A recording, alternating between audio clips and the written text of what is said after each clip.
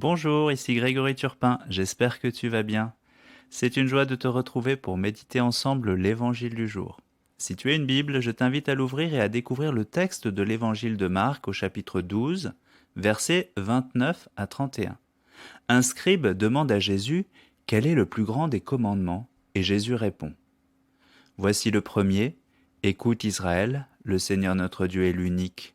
Tu aimeras le Seigneur ton Dieu de tout ton cœur, de toute ton âme, de tout ton esprit et de toute ta force. Et voici le second. Tu aimeras ton prochain comme toi-même. Il n'y a pas de commandement plus grand que cela. Quand nous lisons les 10 commandements donnés par Dieu à Moïse, nous voyons bien déjà qu'ils ne concernent pas uniquement notre relation à Dieu, mais aussi notre prochain. Ici, Jésus formule les choses différemment. C'est un peu comme s'il donnait de nouveaux commandements, en tout cas formulés différemment. Quelque chose me frappe quand je compare les commandements de l'Ancienne Alliance avec ceux que nous donne Jésus. Quand Dieu s'adresse à Moïse, il parle en utilisant la négative. Tu ne tueras pas ou tu n'auras pas d'autre Dieu que moi. Au contraire, quand Jésus parle aux scribes, il parle en positif. Tu aimeras le Seigneur, tu aimeras ton prochain. Dans un cas, Dieu dit ce que nous ne devons surtout pas faire, et dans l'autre, il invite à aimer davantage.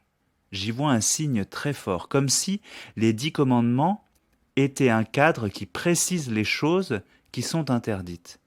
Mais cela ne suffit pas, car nous pouvons exercer une loi sans pour autant y mettre de l'amour.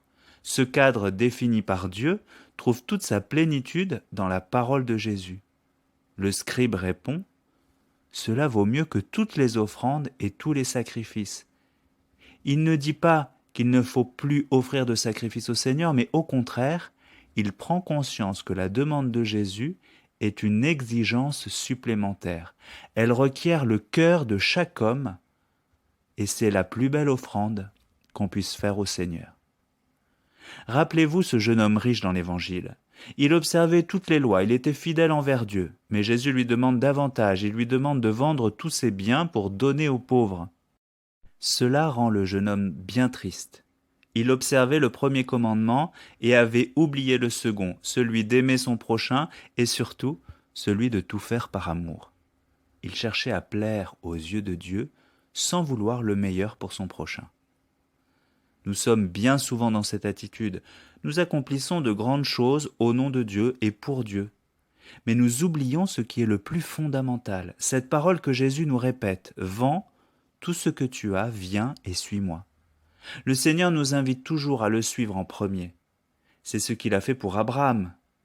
Rappelez-vous, quitte ton pays et la maison de ton père. Pour le pays que je t'indiquerai, je ferai de toi un grand peuple.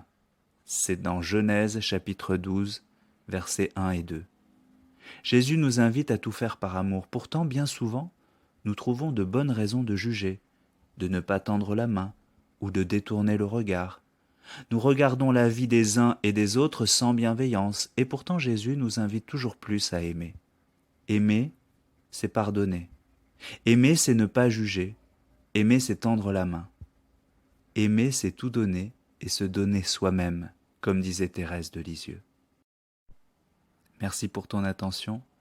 N'hésite pas à commenter ou à déposer une intention de prière. Je te souhaite une excellente journée.